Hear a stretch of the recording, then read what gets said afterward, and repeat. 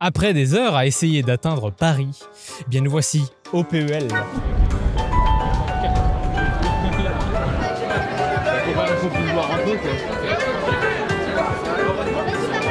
Bon, qu'est-ce qu'on va pouvoir voir au PEL? Et bah tout d'abord, on va aller faire coucou aux gens qu'on connaît déjà.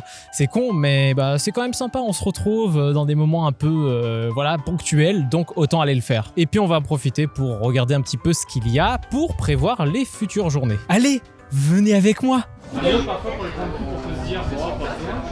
Bon, vous allez avoir majoritairement des plans de coupe pour cette première journée car j'ai essayé d'être beaucoup plus chill, à pas toujours filmer en permanence les parties, etc. Donc ce que je vais faire et ce que je vais faire, eh bien je vais simplement vous donner un ressenti de chacun des jeux auxquels j'ai pu jouer aujourd'hui à Paris Ludique, qui est une convention quand même beaucoup plus soft, beaucoup plus calme que les Cannes. Et ça, mon assistant peut confirmer. Surtout en plus que là c'est journée pro, donc il n'y a que les pros et ça c'est vrai que bah, c'était cool, il n'y a pas de monde et ça c'est bien. On commence la journée avec Vindication, un jeu que j'attendais énormément chez Lucky Duck Games. J'ai enfin pu y jouer. Le jeu me semblait très abstrait au début, avant que j'en sache quoi que ce soit, parce qu'en fait, bah, il est pas très parlant visuellement. On comprend qu'il y a plus ou moins des positions à prendre, mais à part ça, j'avais pas trop d'infos dessus. Et en fait, on apprend le jeu. C'est un petit peu complexe au début. Il y a un principe de placement et surtout de déplacement qui est super intéressant, avec des triangles sur lesquels on se déplace pour être en accord avec plusieurs cases autour de nous. Et franchement, c'est super malin la manière de se déplacer dans ce jeu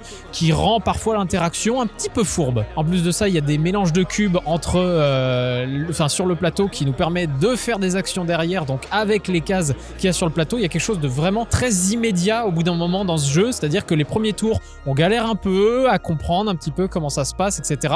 Et on arrive à la fin à faire des tours en moins de 10 secondes. Vraiment, il y a vraiment des moments où on jouait hyper vite. Et ça, waouh, Vindication, ça m'a mis un petit coup de cœur peut-être pour aujourd'hui. 30 à 40 minutes à 2, franchement, c'est pas mal. Deuxième jeu auquel on a joué, on a enfin testé Lorcana. Lorcana, le jeu attendu depuis un petit moment, depuis Cannes quelque part, puisqu'il y avait les premières affiches, et même s'il y avait peut-être déjà des présentations avant, on a enfin pu y jouer, et ce qu'on peut dire, c'est réussi. C'est un jeu qui est extrêmement simple, et finalement, c'est ce qui le rend très magique et très intéressant, parce qu'il pourra se vendre à des gens qui n'ont pas forcément l'habitude de jeux de cartes. Il y a quelque chose de très rapide dans ce jeu, les règles s'apprennent en 1 à 2 minutes, et finalement, quand on joue, c'est très très clair, très linéaire, et on sait tout de suite ce qu'on doit faire. Soit gagner par juste des points d'expérience qu'on va accumuler au fur et à mesure de la partie. Non, c'est juste ça, pas soi en fait. C'est juste que si au moins on essaie de détruire les autres, eh bien on peut essayer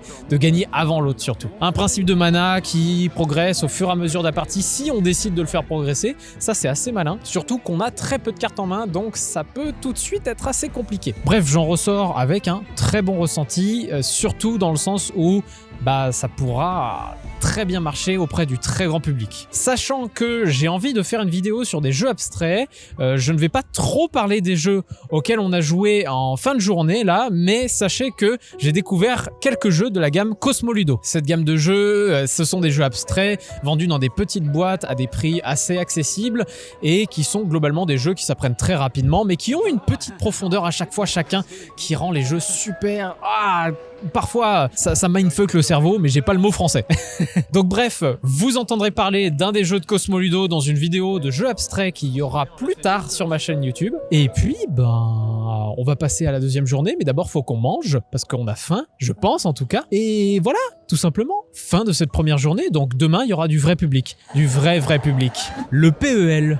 Ce nom ne vous dit peut-être rien. Paris est ludique, un événement qui se passe tous les ans à Paris, vous propose de découvrir plein de jeux de société. Monopoly, la bonne paye, pas de ça ici. Ici, que des jeux variés. Les éditeurs se retrouvent afin de faire découvrir leurs jeux dits modernes. Et toutes ces personnes qui se retrouvent ici ne sont pas de simples joueurs, ils sont des passionnés.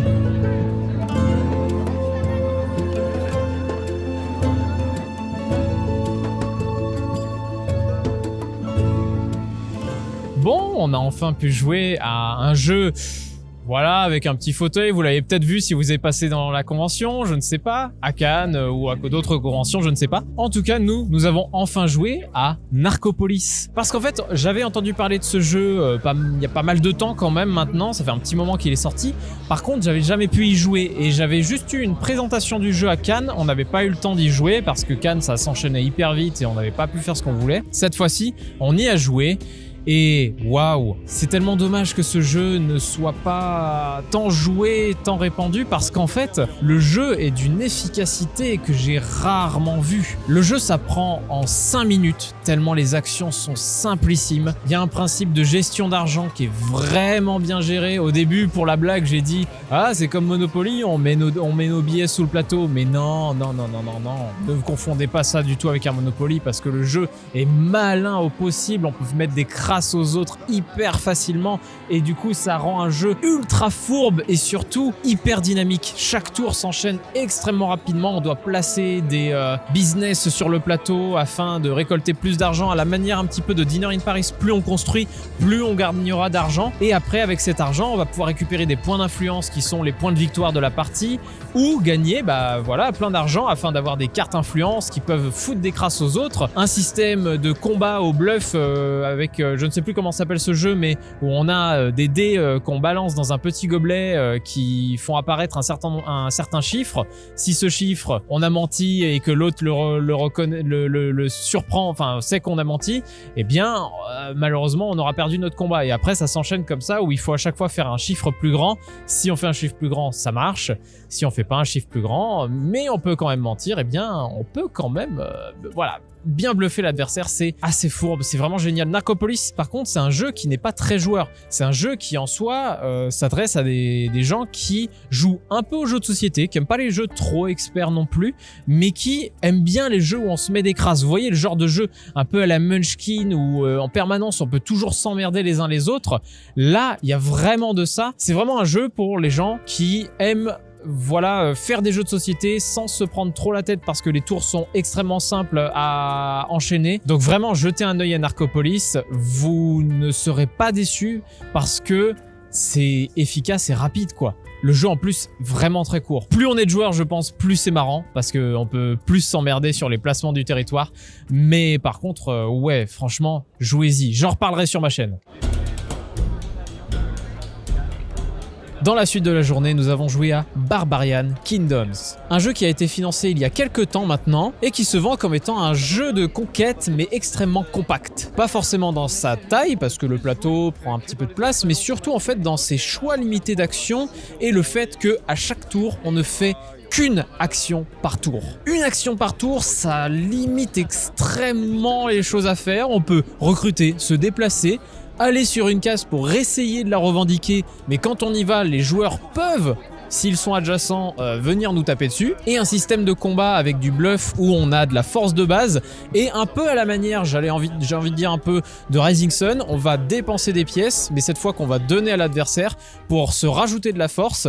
Mais malheureusement, on lui donne des pièces en même temps, donc finalement il faut bien réfléchir à ça. Ce jeu-là, vous en entendrez parler encore une fois plus tard sur ma chaîne, car j'ai vraiment beaucoup apprécié. Et on va passer à un jeu suivant dans cette fameuse deuxième journée.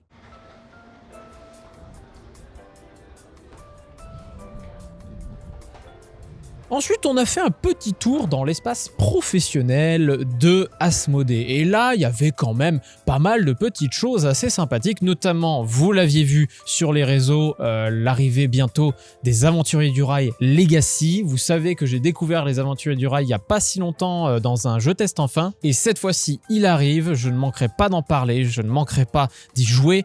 Vraiment, j'attends parce que vraiment, vu les retours que j'ai eu du jeu, waouh, ça a l'air d'envoyer vraiment. Et puis on avait quelques autres jeux exposés comme Casting Shadow et puis la petite boîte de Dixit Disney, vous n'aurez pas plus que ces images là. Et surtout on nous a fait jouer à un jeu qui était assez intéressant, encore en prototype, qui s'appelait Forêt Mixte. C'est un jeu qui se joue uniquement avec des cartes, avec une rivière de cartes qui va potentiellement se créer, et le but est simplement de créer une sorte de moteur avec des cartes qu'on va pouvoir poser. Souvent elles ont un coût, on va devoir donc défausser des cartes de sa main pour pouvoir poser une carte, et ensuite on va pouvoir placer des cartes au-dessus, en dessous ou sur les côtés d'un carte déjà placée, puisqu'il faut placer un arbre puis des animaux sur les côtés ou des fleurs en bas ou même des champignons. Et grâce à ces animaux, à ces plantes qu'on va placer, eh bien on aura des points qu'on va pouvoir générer ou même des effets, des actions supplémentaires qui vont pouvoir se faire. Notamment piocher des cartes, parce que c'est un jeu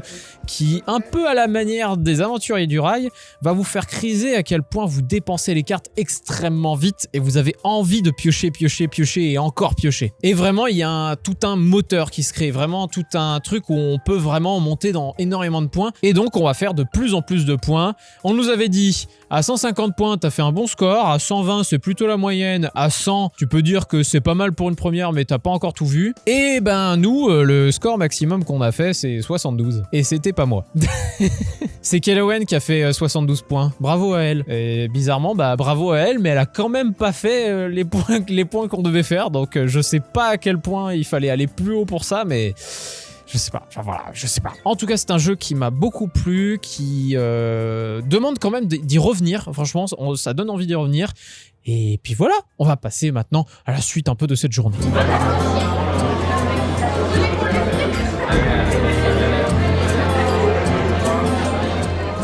Et on arrive avec un jeu qui a plutôt une allure de gros jeu, il faut quand même l'avouer, mais qui en réalité, bah ouais, c'est beaucoup plus efficace et beaucoup plus rapide qu'on ne le pense, et je l'attendais énormément par son visuel, le fameux Castle of Mad King Ludwig, ou Les extravagants châteaux de Bavière. Ah, celui-là, c'est quand même un beau petit coup de cœur, je pense.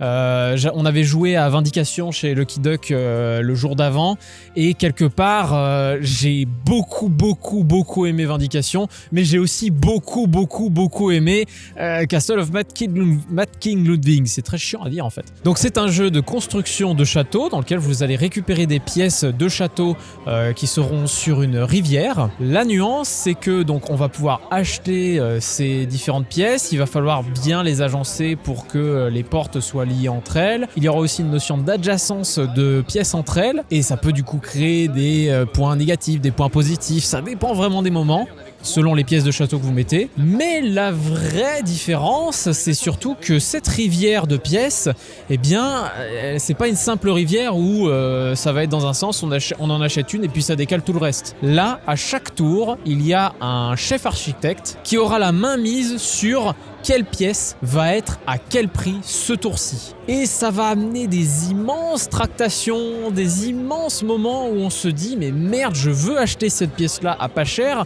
mais en même temps si je la mets à pas cher, je peux la laisser aux autres à pas cher, et ça c'est pas cool. Donc on est tenté finalement de les mettre assez cher, mais si finalement les joueurs n'achètent pas trop de pièces, bah on va pas avoir beaucoup d'argent pendant le tour. Le jeu a vraiment un goût de reviens-y extrême. Pourquoi ? Parce que déjà on a envie de faire plus de scores, mais ça après c'est logique dans la plupart de jeux de ce genre finalement, mais c'est surtout parce que eh bien visuellement quand on arrive à la fin à faire notre beau château magnifique etc, bah c'est un côté hyper satisfaisant en fait. Alors après moi c'est un exemple très particulier puisque j'ai quand même fait le château le plus moche et le plus extrêmement bizarre des 4 joueurs autour de la table. Vous le voyez ici à l'écran, et je vous mets juste après maintenant les autres châteaux. Vous verrez quand même que le mien est assez étrange, assez bizarre, et pourtant j'ai fait deuxième. Je me suis concentré sur une stratégie, ça a fonctionné, et finalement c'est aussi ça qui est très intéressant dans le jeu, c'est qu'on peut réussir à s'en sortir si on a bien récupéré des bons objectifs,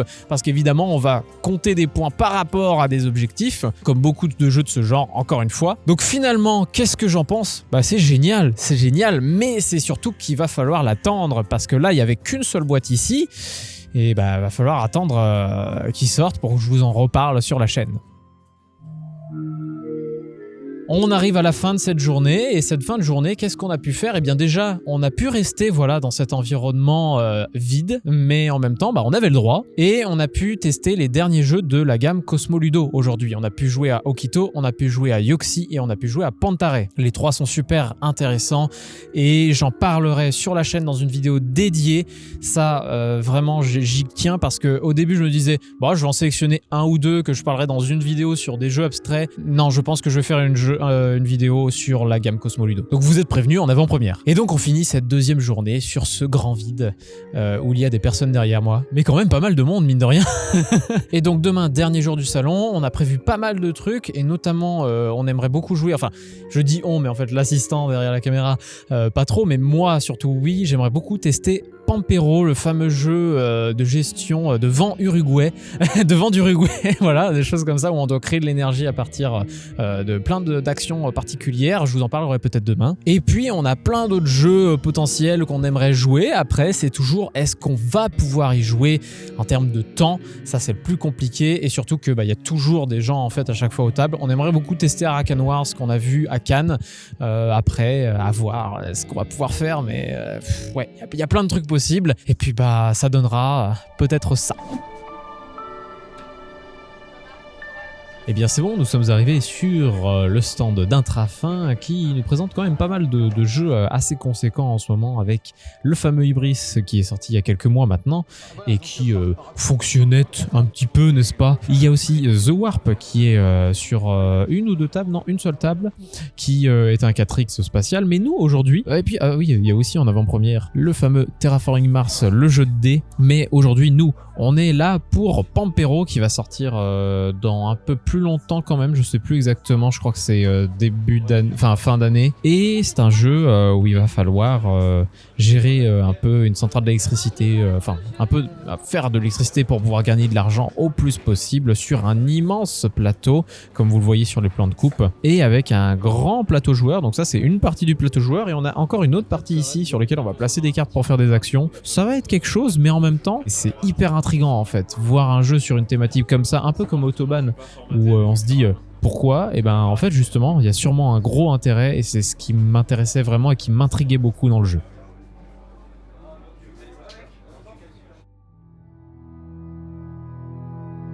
Ah, le dimanche, il y a du monde et on sort de Pampero. Waouh, waouh, waouh, waouh. Et c'est là que je vois que peut-être j'ai trouvé parfois mes limites. Pampero, c'est un jeu qui propose énormément de choses très intéressantes. On a un moteur qui se crée vraiment au fur et à mesure de la partie, tout en posant des éoliennes sur le plateau. On doit déplacer notre bulldozer pour pouvoir justement créer nos éoliennes, nos pylônes, etc. afin d'augmenter soit notre énergie, soit nos revenus, puisque le but du jeu c'est d'avoir des revenus. Et c'est un jeu qui est pas le plus compliqué du monde. Le truc c'est qu'il faut penser à quelque chose pour penser à quelque chose, pour penser à quelque chose, pour penser à quelque chose. Donc c'est un peu touffu, c'est pas touffu comme à la Cerda par exemple, mais c'est quand même voilà, c'est quand même quelque chose, c'est quand même conséquent. C'est un peu comme quand vous jouez à Anachronie la première fois quoi. Donc mon ressenti de Pampero, c'est surtout qu'en fait c'est un jeu qui plaira aux gens qui aiment ce genre de jeu. Ça c'est certain, tous ces genres de jeux, tous ces jeux de gestion très très fournis qui proposent beaucoup de choses, etc. Forcément, vous serez conquis. Si vous aimez les jeux du Diamant d'Or, globalement, en fait, voilà, tout simplement, eh bien Pampero rentre complètement dans cette catégorie et il y aura vraiment du succès auprès de ce jeu-là. Vraiment, il y a quand même quelque chose de super intéressant à l'intérieur qui mérite vraiment d'être vécu. Et même si pour moi c'est peut-être pas le genre de jeu qui m'amuse le plus parce que je trouve que c'est des jeux beaucoup plus cérébraux et du coup beaucoup plus sérieux quelque part, eh bien forcément c'est quelque chose qui m'amuse moins, même si malgré tout ça se fait quand même quoi. C'est très intéressant et puis surtout, comme je viens de le dire, le moteur qu'on crée dans la partie est vraiment cool. Donc vous le retrouvez chez Intrafin en fin d'année, logiquement. Mais franchement, je suis très content de l'avoir testé parce que des jeux comme ça, j'y joue pas souvent. Et ça me permet justement de voir plein d'originalités de gameplay qu'il peut y avoir autour de tout ça. L'avantage par contre, je mets un gros point là-dessus. Ça a l'air d'être un jeu où on joue dans son coin. Mais le plateau au centre crée énormément d'interactions. Et on s'emmerde en permanence sur l'endroit où on pose nos bulldozers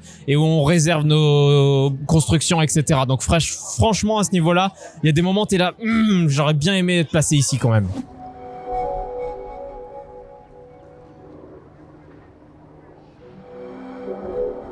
Le salon se termine, tout se range, tout se vide. On a pu un peu gruger et se cacher un petit peu pour rester même pendant que ça rangeait un petit peu. On a pu parler avec quelques personnes avec qui on a des contacts, chez Asmodée, chez Lucky Duck un tout petit peu, et puis on est allé voir nos potos de Disway Edition comme l'autre fois, etc. Bref, on a fait de bien belles rencontres pour cette fin de journée, et même une nouvelle rencontre qui fera sûrement l'objet d'autres vidéos, donc de toute façon vous saurez de quoi il en retourne. Mais en tout cas cette journée, ce dimanche a été une journée plus soft en termes de jeux, c'est-à-dire qu'on a pu jouer à 2 jeux, donc le fameux Pampero, et on a pu jouer surtout à Arakan Wars. Arakan Wars qu'on avait vu à Cannes, qu'on avait eu une petite présentation de... Voilà, quand même pas mal discuté avec eux, mais on n'avait pas pu jouer puisqu'ils n'avaient qu'un stand de présentation. Donc finalement, on n'avait pas pu faire mieux. On a testé, et ce jeu sera présenté sur ma chaîne aussi, mais sachez surtout que ouais, ça marche du feu de Dieu. C'est quand même un jeu de cartes qu'on apprend hyper rapidement, et surtout un jeu où on se pose jamais de questions quand on joue, parce qu'en fait il y a très peu d'iconographie. Quand il y a du texte sur les cartes, il est hyper clair et surtout super court, donc en fait on passe pas 10 ans à lire des cartes. Et ce système où on pose 2 cartes face cachée à chaque tour, chacun, on les retourne en même temps et après on active ce qui se passe, enfin ce qu'on a sur le terrain. Waouh, qu'est-ce que ça marche, nom de Dieu, qu'est-ce que ça marche. On a envie de tester toutes les factions, on a envie de voir les combinaisons qu'on peut faire sur le plateau. C'est extrêmement... Alors attention, tout le monde aime ce mot sur ma chaîne, grisant. Je vous encourage sincèrement à vous renseigner sur Arakan Wars. En tout cas, j'en reparlerai sur ma chaîne, c'est certain. Et c'est le dernier jeu auquel on a pu jouer lors de ce festival, tout simplement parce que, eh bien après, il y a eu des rendez-vous professionnels, notamment avec Lucky Duck, et on a pu découvrir les futures sorties de Lucky Duck, notamment le fameux Wonderland Wars, si je ne me trompe pas précisément du nom, qui est un jeu qui est déjà existant en VO et qui arrivera chez Lucky Duck Games bientôt. Un jeu de backbuilding assez fourbe, assez malin et surtout qui a l'air hyper stratégique malgré tout, malgré le backbuilding. Donc ça peut vraiment être très sympa. Et un autre jeu dont j'ai oublié le nom, qui est un jeu coopératif dans lequel on va jouer des humains qui vont devoir affronter un fantôme, et chaque fantôme ont leur spécificité, etc. Et quand on m'a parlé du jeu, forcément j'ai été obligé de comparer ça avec un petit Planète Apocalypse, parce qu'il y avait plein de fantômes, plein de boss finalement à affronter, et donc plein de manières aussi d'affronter les boss, et c'est ce qui semblait hyper intéressant. Je joue qu'à le Planète Apocalypse pour le running gag, hein. Ça n'est pas un Planète Apocalypse, hein, vous avez compris. Puis voilà, on a fini le salon, on a eu quelques cadeaux, hein. Merci énormément aux éditeurs qui me font confiance pour mettre en avant leur jeu, pour parler d'eux, etc. Ça fait vraiment plaisir à chaque fois d'avoir autant de reconnaissance en un sens, et c'est, enfin vraiment ça fait plaisir de voir tout ça se développer de plus en plus. Et ça c'est vraiment grâce à vous en plus, hein, que tout ça m'arrive, et j'espère que ça va continuer encore et encore, et surtout que mon envie surtout c'est de vous faire apprécier des jeux que moi j'ai appréciés. J'espère sincèrement que cette vidéo vous a plu. Si c'est le cas, mettez un pouce en l'air et surtout abonnez-vous pour les prochaines sorties. Tous les jeux dont j'ai parlé aujourd'hui se reverront pour la plupart, normalement en tout cas, sur cette chaîne pour d'autres vidéos plus spécialisées et donc avec un peu plus d'explications et de présentations. Et puis on se retrouvera pour un prochain festival. On ne sait pas encore lequel, on a des idées, mais en même temps le portefeuille n'est pas encore très rempli. Je vous dis à la prochaine fois, et d'ici là, moi je vous dis salut!